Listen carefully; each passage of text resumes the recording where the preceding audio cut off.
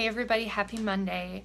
Last week, or maybe 2 weeks ago, Lindsay King had asked me, what are some things that I wish I had known when I was just starting to share doTERRA?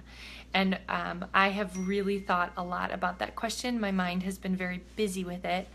And there's lots of things I want to say, but I will try and do it kind of topically, share pieces so I don't overwhelm you all. Something that I wish I would have done earlier rather than later was to sit down and just take some time to figure out my why.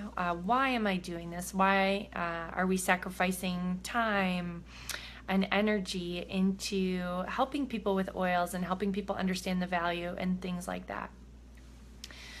I think that it would have helped me move forward faster in my own growth and in the growth of my team if I had really been intentional about verbalizing that. So that is my encouragement to you. So what I mean, basically, hey Laura Whip, when you take time to find your why, the whole idea is, the average person in network marketing does it for 90 days. That's like the average lifespan of a network marketer.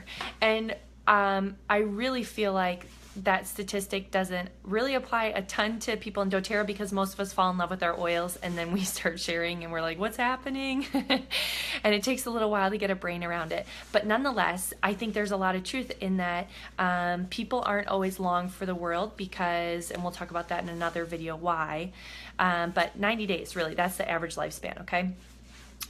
So that being said, I do think it's important that you know why you're doing what you're doing, so when things feel tough or when you have a bad day or when somebody says no that you really love or when somebody that you really love is super hard on you for what you're doing, that you know why you're doing what you're doing and you have that conviction.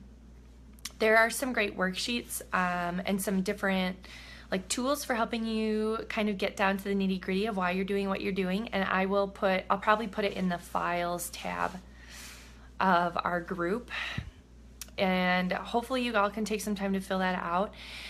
I feel like at the end of the day, sometimes your why changes and it develops as you go, but honestly, your why should be so powerful and meaningful to you that it should pretty much make you tearful, okay? And I'm not saying that in a weird way, but I do think there's a lot of truth that when most people get down to why we really are doing what we're doing, it evokes strong emotion.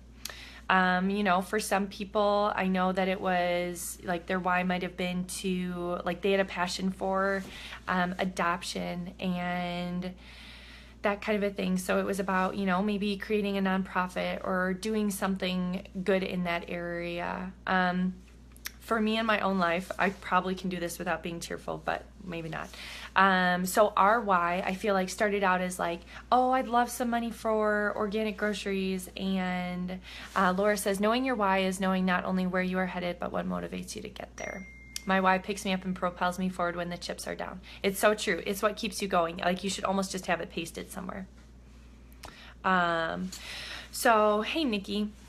Basically, my why started out okay, I would some food or extra money for good groceries and things like that, and maybe trips as a family or things like that. And it has evolved into my why is to give my husband Gary the option to come home and be a part of our family and to do this together, because at the end of the day, I feel we're a better family when we're together, and I feel to have not only the financial freedom, but the time freedom to go wherever and be wherever and do whatever we want would be life-changing for us, and I feel it would be, it would enable us to go out and make a heck of a bigger difference than being tied down wherever we are. So that's kind of what my why has evolved into. Nobody's why looks the same, and there is no wrong answer, okay? But I'm going to put the worksheet there, and I want you to just really take some time this week to fill that out and think about what that looks like. Talk to your significant other, talk to the people that you love, hash it out, and then really dwell on that, sit on that, and again, give yourself grace and know that it might change. And I would love if some of you would like to share what you come up with. That would be great. So go ahead and comment that below. But that's my encouragement to you. If I had known to develop that and work on that earlier when things were hard or when I felt discouraged, it would have been a lot easier to keep motoring on instead of feeling so bummed about it. Okay, so find your why, all right? It's there, it's in there. I know it's in all of you, so go find it, all right? Okay, bye guys.